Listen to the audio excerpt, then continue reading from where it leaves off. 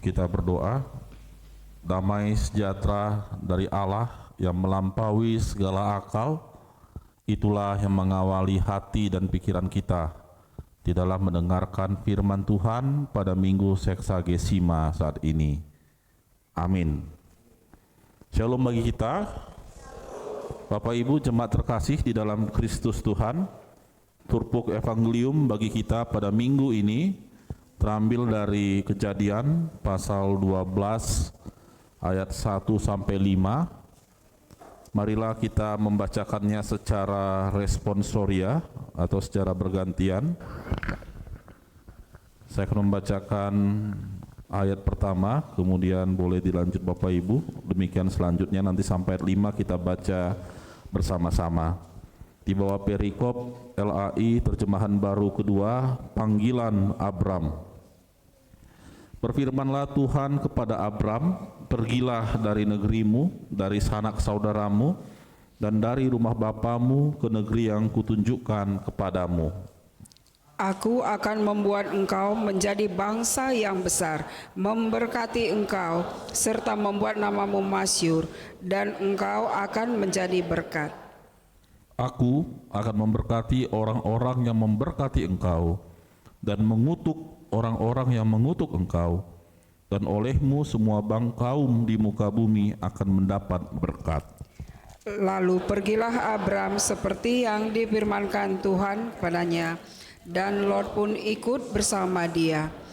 Abram berumur 75 tahun ketika ia berangkat dari Haran. Kita baca bersama. Abram membawa Sarai istrinya, Lot anak saudaranya, dan segala harta benda yang mereka kumpulkan, serta orang-orang yang mereka peroleh di Haran. Mereka berangkat ke tanah Kanaan, lalu sampai di sana. Sampai sedemikian jauh pembacaan Evangelium. Bapak Ibu jemaat terkasih di dalam Tuhan Yesus, ada satu pepatah Latin yang sangat tua sekali mengatakan nomen est omen, yang berarti nama adalah pertanda. Jadi sejak manusia mencoba untuk mengenal identitas dirinya, mereka menamakan seseorang, menamakan satu tempat, menambahkan suatu benda, itu tidak sembarangan. Jadi dia memiliki karakter, memiliki makna sesuai takdir yang diharapkan, Bapak Ibu. Sejak itu memang orang mengenal tentang dirinya, dia membuat nama supaya kemudian sesuai yang diharapkan.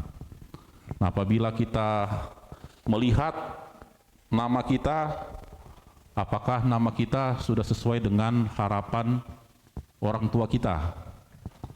Atau kalau kita diberi nama sama opung kita, apakah nama kita sudah sesuai dengan yang diharapkan opung kita?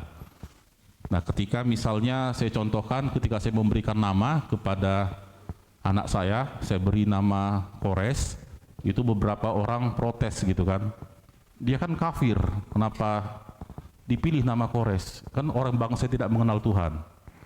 Nah, saya mengatakan harapan saya, walaupun mungkin kami ini nggak siapa-siapa di hadapan orang, setidaknya bisa dipakai Tuhan untuk menolong orang. Itulah harapan saya kepada anak pertama saya. Kemudian nama anak kedua Sea, dari kata Sealtiel. Dia kalau kita baca Injil Matius, dia masuk dalam tarombo Tuhan Yesus. Nah, harapan saya ke depannya, anak kedua saya ini bisa melanjutkan generasi yang menjadi pembawa kabar sukacita. Dan yang terakhir, Syapu dan kami kasih nama Zerafen, karena dari bahasa Ibrani Zerah, terbit, Ven, Advent, terbit saat Advent. Harapan kami ini anak terakhir tapi tidak tenggelam, tapi terbit. Nah, bagaimana dengan nama kita, Bapak Ibu?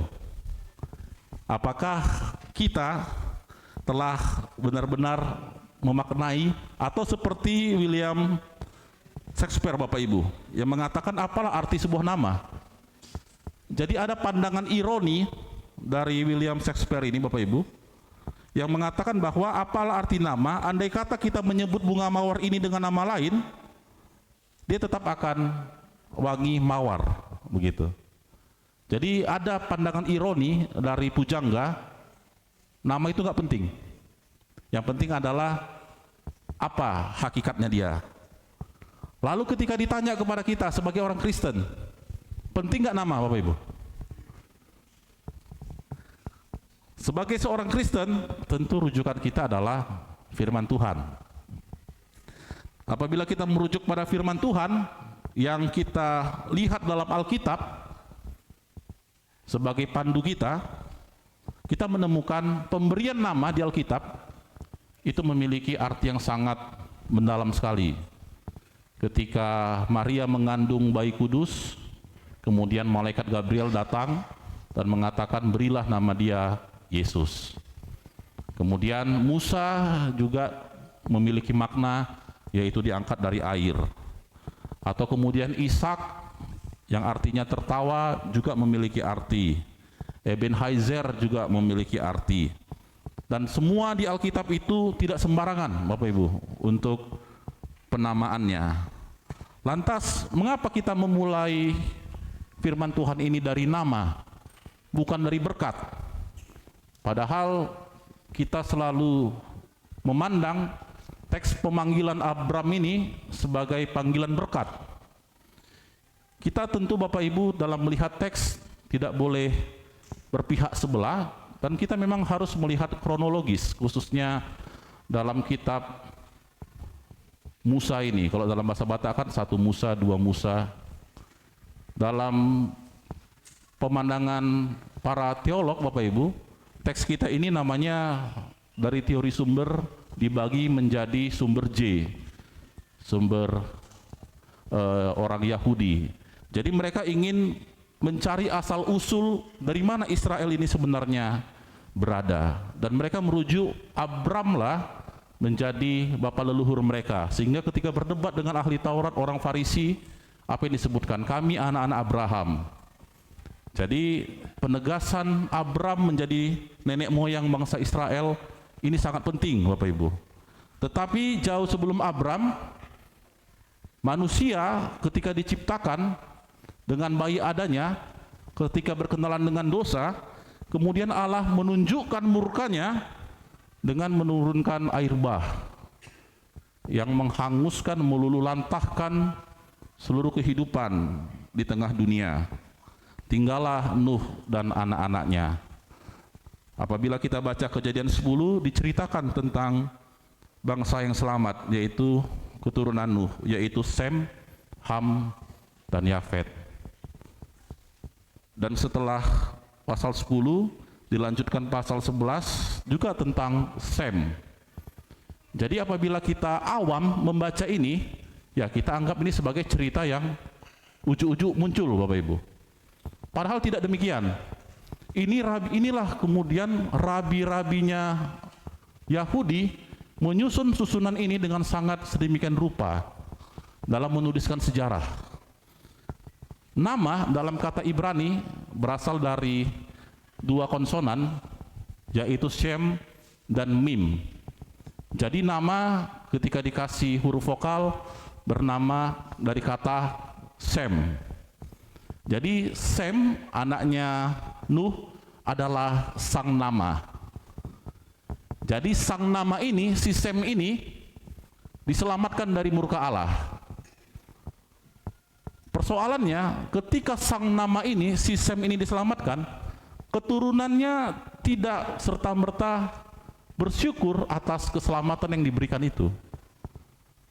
Malah mereka bertindak melawan perintah Allah. Sehingga pada pasal 11 dibuka dengan cerita Menara Babel. Ketika Allah berjanji tidak akan menghancurkan manusia lagi, yang dilakukan Allah adalah memecah-mecahkan.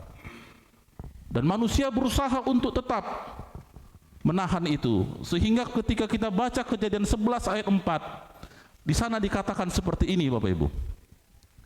Marilah kita mencari nama supaya kita tidak berserak ke seluruh bumi. Jadi mereka ingin membangun nama mereka, membangun identitas mereka, supaya mereka tidak terserak oleh perintah Allah. Jadi sang nama melawan perintah Allah dengan membuat nama mereka berdiri sendiri tanpa intervensi Allah. Dan apabila ada orang yang ingin namanya setinggi-tingginya, ingin meninggikan namanya sendiri, Bapak Ibu, ingatlah cerita Menara Babel. Pada akhirnya Allah mencerai-beraikannya, menghancurkannya. Karena nama yang ingin dibangun setinggi-tingginya supaya tidak terserak, sehormat-hormatnya, dengan mudah dihancurkan oleh Allah. Barulah masuk keturunan Sem, masuk nanti ke Terah, dan masuk ke Abram. Dan ketika Abram dari tempat tercerai-berainya manusia itu berlari, apa dijanjikan Tuhan pada ayat kedua? Yang dikatakan adalah, aku akan membuat engkau menjadi bangsa yang besar, memberkati engkau, serta membuat namamu masyhur. Jadi Rabi Yahudi menempatkan dalam tanda kutip permainan kata nama ini dengan sangat indah, Bapak Ibu, secara kesusastraan. Mulai dari diselamatkan, dihukum, kemudian dibuat masyhur lagi. Jadi panggilan Abram ini sebenarnya adalah pemulihan manusia berdosa melalui suatu nama, yaitu Abram. Dan dialah yang terpilih, Bapak Ibu, dari banyaknya manusia. Dan ini yang menarik. Tadi ketika di doa persiapan di konsistori, saya sangat senang sekali. Doa dimulai koordinator, doa liturgos menyampaikan, kami umat yang dipilih oleh Tuhan untuk melayani. Dan dari banyaknya orang Abram dipilih. Dan apa dikatakan epistel kita, Bapak Ibu? Dikatakan Rasul Paulus kepada jemaat di Kolose, kekayaan orang yang dipilih. Jadi berkat yang Tuhan nyatakan adalah melalui pilihan, dan tidak semua orang bisa menikmati firman Tuhan di hari Minggu, dan kitalah adalah orang pilihan itu. Oleh karena itu, Bapak Ibu jemaat terkasih, cara Allah untuk membangkitkan, memasyurkan nama seseorang adalah dengan memanggil dia keluar. Tidak dengan kekuatan orang itu membangun namanya sendiri, tetapi dengan memanggil keluar. Dalam konteks Abraham, memanggil keluar dari kampung halamannya Ur Kasdim. Dan itulah hakikat gereja, Bapak Ibu. Gereja berasal dari bahasa Yunani, eklesia. Ek artinya keluar, kaleo memanggil, makanya diserap dari kata kaleo ke kata call bahasa Inggris. Jadi gereja adalah yang dipanggil keluar, sehingga gereja adalah gereja yang penuh berkat untuk memberkati. Dan dalam pemanggilan itulah Allah ingin membuat satu rencana baru atas kehidupan ciptaannya melalui panggilan Abram. Tetapi kita sering terjebak pada ayat 1, Bapak Ibu. Pada ayat 1 dikatakan memang, pergilah dari negerimu dan sanak saudaramu dan dari rumah bapamu ke negeri yang kutunjukkan kepadamu. Seolah-olah panggilan Abram ini adalah panggilan khusus keluarga besarnya. Kita lupa, Bapak Ibu, ayat kelima di sana sangat jelas dikatakan, selain membawa Sarai, membawa saudara-saudaranya dan harta bendanya, masih ada yang dibawa, orang-orang yang dikumpulkan di Haran. Bahasa Ibraninya sangat indah, Bapak Ibu. Jadi saya menggunakan bahasa Ibraninya bukan sok-sokan, Bapak Ibu, bukan pamalu-maluan, Bapak Ibu, tetapi untuk memanggil teks ini bisa sampai di telinga kita, memahaminya dengan secara seutuhnya. Dalam bahasa aslinya dikatakan seperti ini, Bapak Ibu. Ve'et hanefes asyer asyufe haran. Terjemahan Indonesianya secara harafiah, karena LAIN menerjemahkan dengan sangat proporsional, Bapak Ibu ya, dengan bahasa bakunya. Kalau bahasa sehari-harinya seperti ini. Mereka itu selain keluarga si Abram adalah jiwa-jiwa yang mereka jadikan di Haran. Jadi selain keluarga Abraham, ada jiwa-jiwa yang mereka ambil di Haran.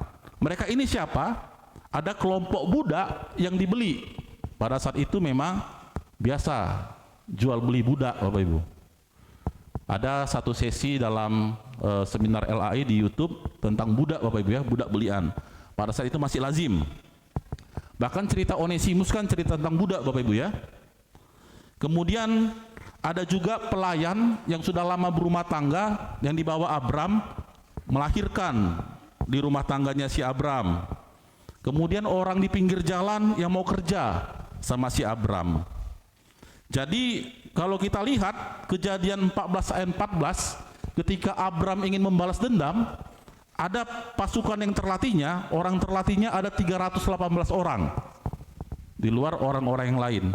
Jadi estimasi para teolog memperhitungkan orang yang keluar dari Ur Kasdim itu, dari Haran itu menuju Kanaan ada sekitar 1000 sampai 1500 orang. Ini adalah fakta Alkitabiah yang tidak semua mungkin dapat melihatnya. Jadi Abram membawa satu, dalam tanda kutip, klan kecil, suku kecil untuk pergi ke tanah perjanjian.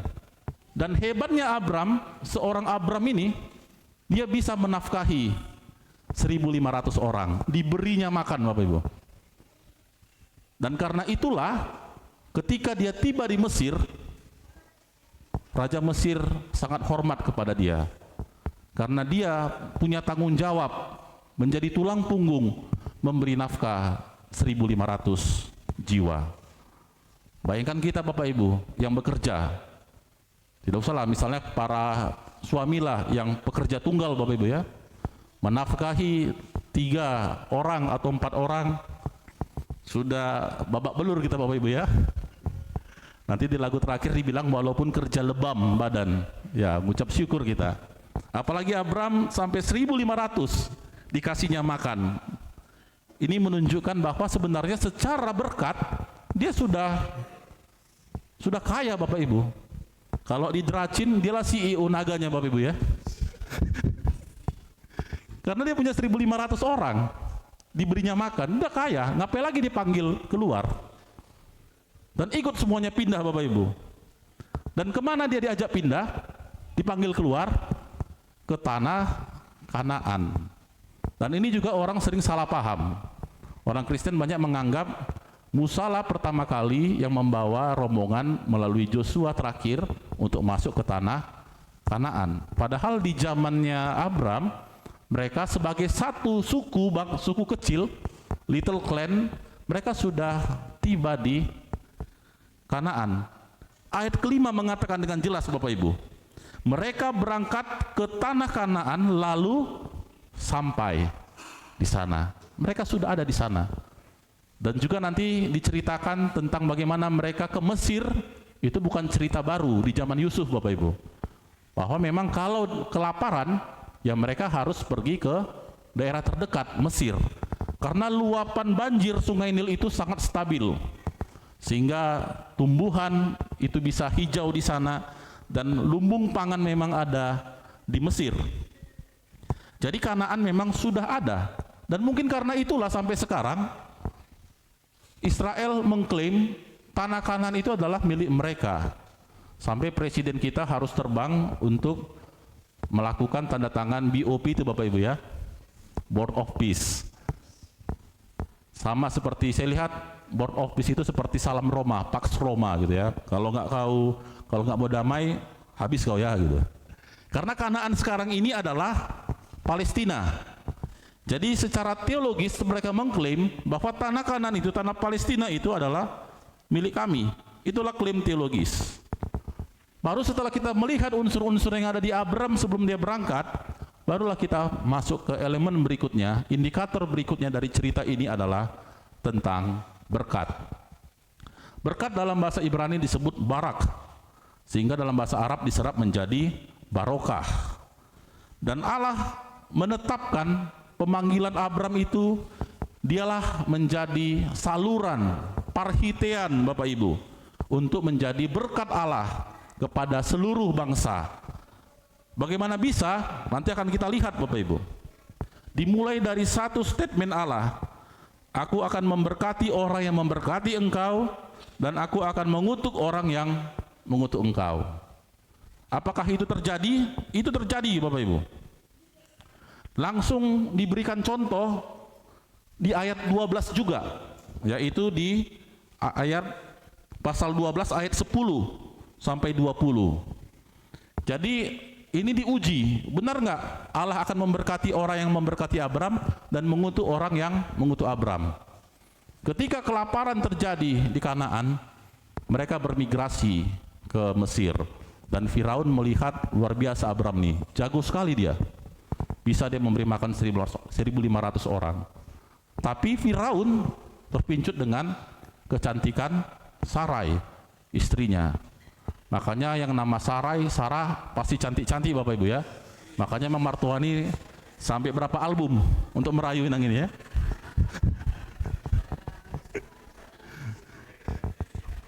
Ada tradisi Timur Tengah, kalau mau mengambil istri orang, dibunuh dulu suaminya. Abram takut, kayaknya Firaun ini suka sama istriku. Jangan-jangan nanti aku mau dibunuh dia untuk mengambil Sarai jadi istrinya. Nah ditanya, ini istrimu? Oh bukan, katanya.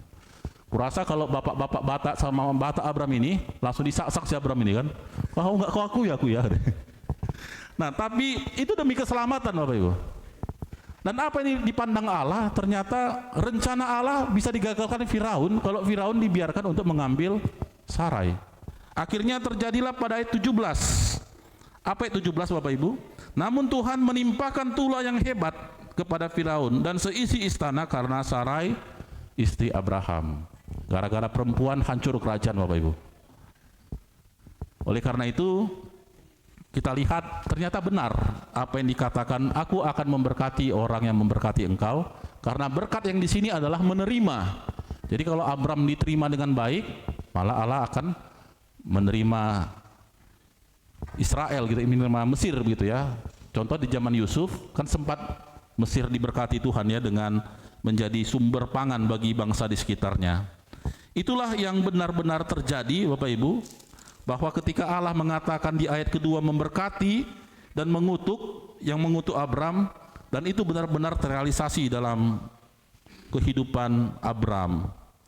Nah pertanyaannya sekarang, Bapak Ibu jemaat terkasih, apa yang ingin kita refleksikan dari cerita tentang sejarah umat Israel ini? Nah, yang bisa kita lihat adalah berkat itu ternyata kalau kita paham dari cerita Abram yang saya masuk dari Sem tadi, sang nama tadi, berkat itu bukanlah sesuatu yang ujuk-ujuk, tiba-tiba, Bapak Ibu. Tidak. Berkat itu ternyata sudah menjadi suatu perjalanan iman yang panjang yang hendak diberikan Tuhan kepada seseorang. Jadi suatu keluarga diberkati itu bukan karena tiba-tiba dia diberkati, karena memang sudah ada perjalanan panjang. Para teolog sepakat, Bapak Ibu, kalau berdasarkan Alkitab ya, berdasarkan firman Tuhan, sejarah iman tidak pernah berjalan secara acak, melainkan bergerak menuju suatu tujuan yang jelas, yaitu yang telah ditetapkan oleh Allah. Jadi sejarah iman itu tidak pernah acak, Bapak Ibu. Tiba-tiba dapat berkat, nah itu kan tidak mungkin. Bahkan pemerintah Cina kan sekarang sudah benar-benar marah ya. Dia bilang dilarang lagi sekarang Dracin menggunakan karakter CEO gitu kan, karena membodoh-bodohi orang gitu.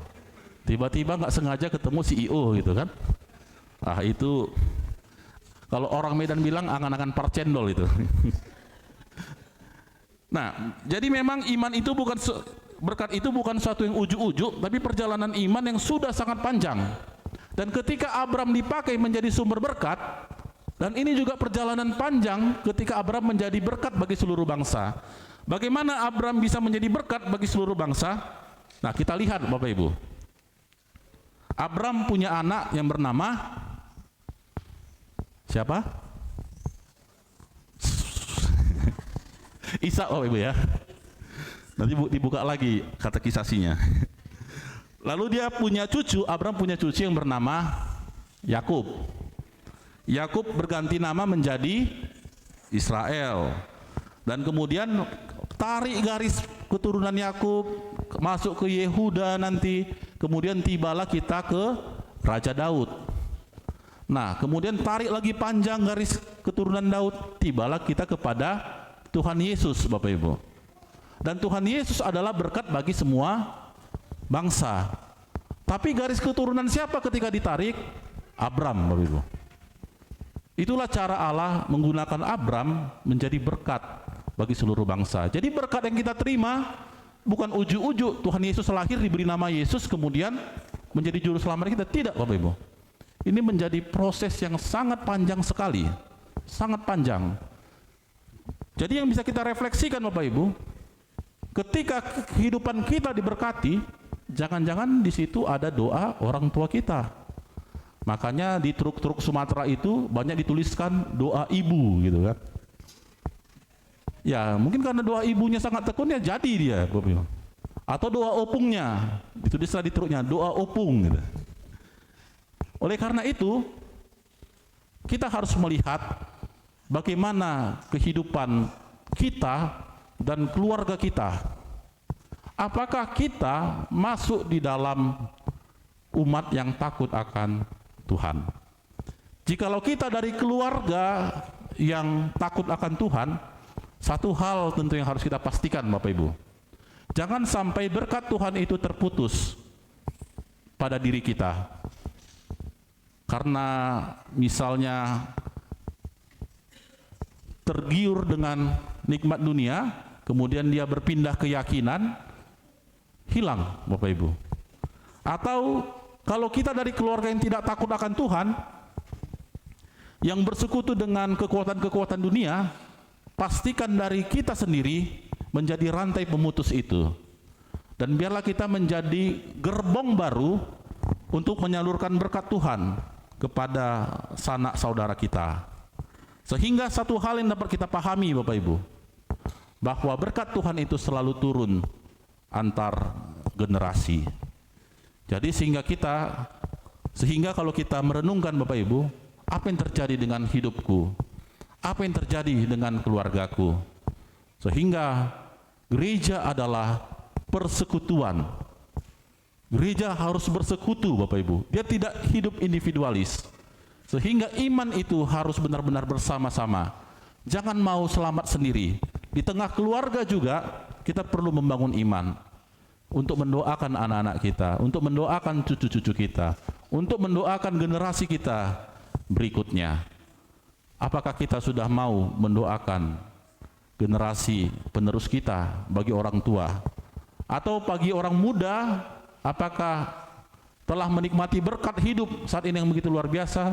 Sudahkah berterima kasih kepada Tuhan yang boleh memberkati kehidupan keluarga besarnya?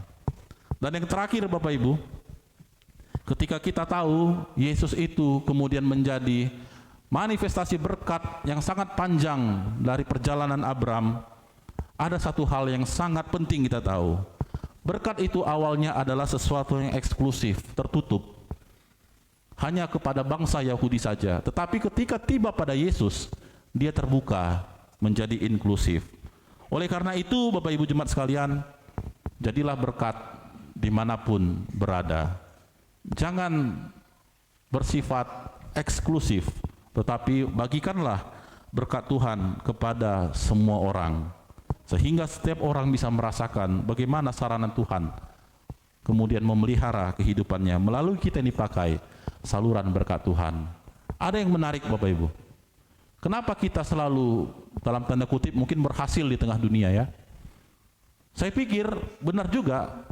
Misalnya ada seorang penatua mengatakan, saya dalam kondisi seperti ini, mungkin Tuhan masih percaya saya menjadi saluran berkat-Nya.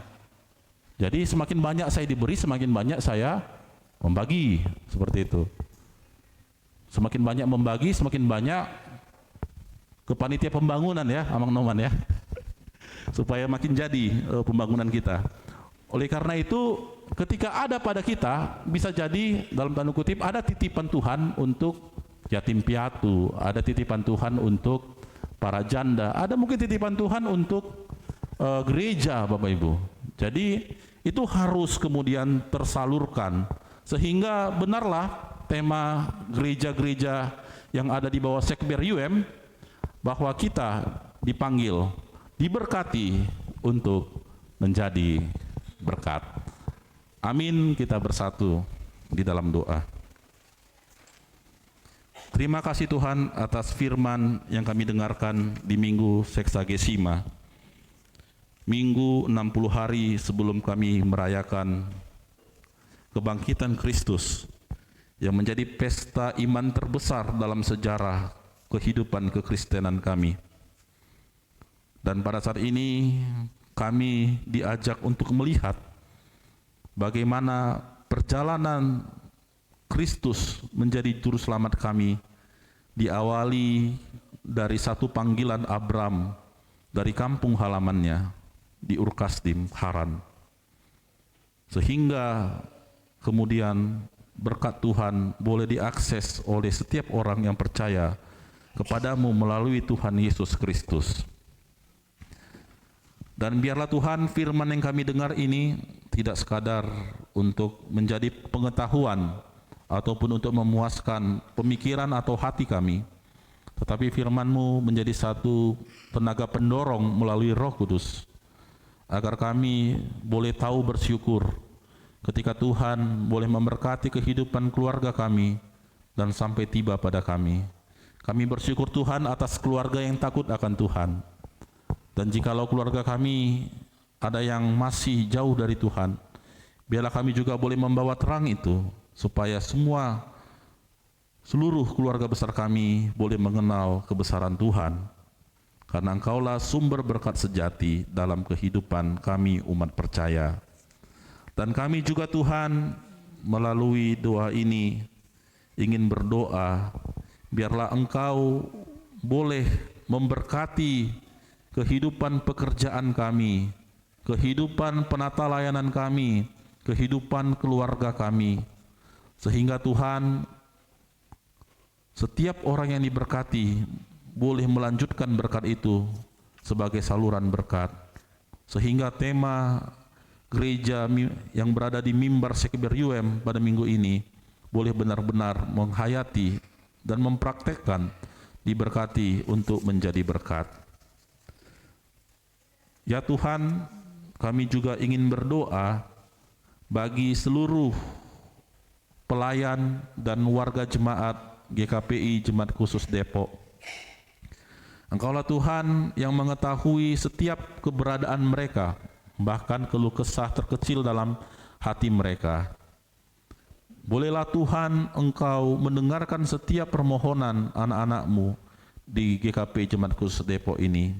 Jikalau ada yang bergumul di dalam persoalan kesehatan, di persoalan ekonomi, pekerjaan, keluarga, relasi yang sulit, dan yang lainnya Tuhan, ketika mereka benar-benar sudah sangat frustasi dan angkat tangan, Engkaulah Tuhan yang turun tangan tepat pada waktunya menolong kehidupan mereka. Dan kami juga Tuhan tetap mendoakan secara khusus Ananda Kairos Burju Pakpahan. Berikanlah pemulihan baginya Tuhan. Kami percaya Tuhan adalah Engkau yang boleh memulihkan setiap umat yang berseru minta tolong kepadamu. Tidak lupa Tuhan, kami ingin berdoa bagi mereka yang berulang tahun dalam satu pekan ini. Kami berdoa Tuhan untuk Ibu Rosniati Yunus Harefa yang berulang tahun di tanggal 2 Februari yang lalu. Demikian juga Tuhan Clara Panjaitan dan hamba-Mu Amang Penatua Roy Martin Hutagalung, serta saudari Fenti Boru Nenggolan yang berulang tahun di tanggal 3 Februari lalu. Demikian juga Tuhan Clarissa Boru Marbun dan Amang Raplan Luman Tobing yang berulang tahun di tanggal 4 dan 5. Demikian juga Tuhan untuk Ripka Luman Tobing yang berulang tahun di tanggal 5. Juga Tuhan untuk hamba-Mu Amang Penatua Martuani Siregar dan Johnson Sormin yang berulang tahun di tanggal 6 Februari yang lalu. Biarlah mereka Tuhan boleh merasakan berkat yang telah Tuhan berikan melalui pertambahan usia, sehingga mereka menyadari hidup mereka berada dalam kuasa Tuhan, dan mereka boleh mengembalikan hidup yang mereka jalani itu untuk kemuliaan nama Tuhan semata. Secara khusus Tuhan juga kami ingin berdoa bagi keluarga yang boleh merayakan hari ulang tahun pernikahan. Bapak Parna Hutagalung, Ibu Delina Burpanjaitan, yang merayakan cinta kasih ikatan suci dalam pernikahan yang mereka rayakan tanggal 5 Februari yang lalu. Kami bersyukur Tuhan, bahtera rumah tangga Tuhan jaga, karena kami tahu Tuhanlah nahkoda sejati yang boleh mengarahkan bahtera rumah tangga ini ke labuhan yang senang. Sekalipun badai bergelora di dalam perjalanan rumah tangga, tetapi badai yang kuat tetap aman karena Tuhan berada di tengah-tengahnya. Dan kami juga Tuhan secara khusus berdoa untuk harapan dan doa dari jemaat ini dalam mengumpulkan dana untuk pengembangan fasilitas bangunan gereja. Kami tahu Tuhan, jikalau mengandalkan kekuatan kami yang terbatas, kami tidak akan mungkin. Tetapi Engkau adalah Allah yang maha kuasa, yang tidak terbatas, sehingga kami Tuhan hanya dapat mengadu kepadamu.